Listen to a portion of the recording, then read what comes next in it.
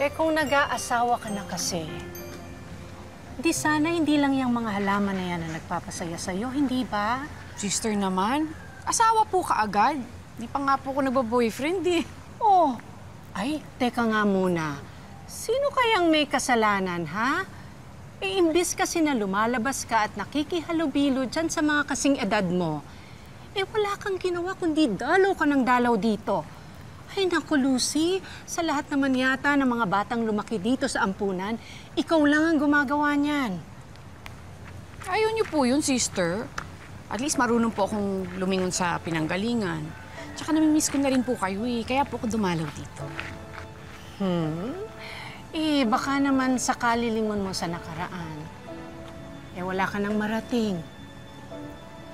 Lucy, kalimutan mo na yung mga sinabi sa'yo ng pamilya mo noon. Iwan ko po ba, sister? Mas mabuti pa po kasing dumistansya na lang po ako kaysa masisi na naman po nila ako kapag minalas po sila dahil sa akin. Tsaka, mas mabuti na nga pong wala pong umampun sa akin. Hindi ka salot, anak. Blessing ka. Alam ko yun. Kasi binayayaan din ako ng pagmamahal at alaga mo. Sister naman eh. Kaya nga. Sige na.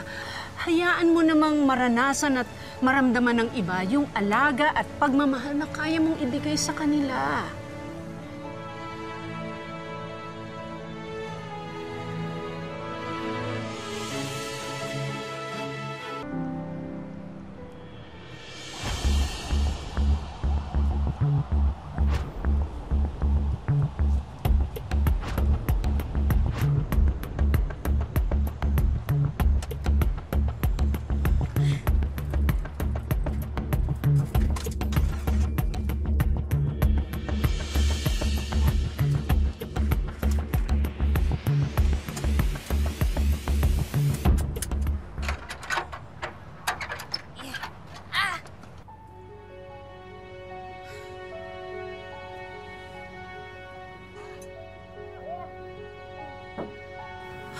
Ano ba yung mga yan?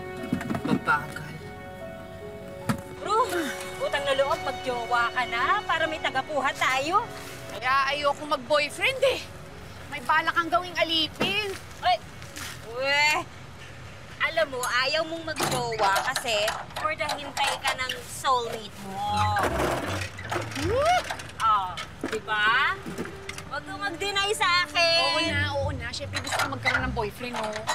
Doon siya nakalaan talaga para sa akin. Parang soulmate ba? Masama ba yun? Ay, syempre hindi. Pero sana tayong maskulado para may tagabuhat. Kasi sakit na eh. Ewan ko sa'yo. Hindi ka na. Mag-ayos na tayo. Wala naman ganito itsura natin pag na-meet si Mr. Rigor. Oo, okay nga yun para makita niyo talagang hardworking tayo.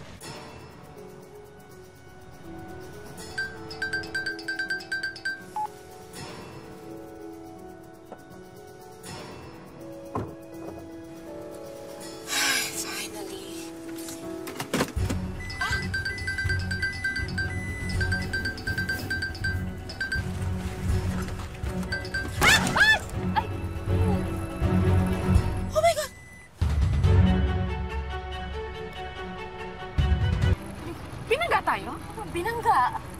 Ay, check ko yung bangga. Check mo. Usapin natin yung bumangga sa atin. Oh my God! Ba't ako? Ay! Binangga nga tayo! Bihira! Excuse me, binangga niyo po kami. Ako.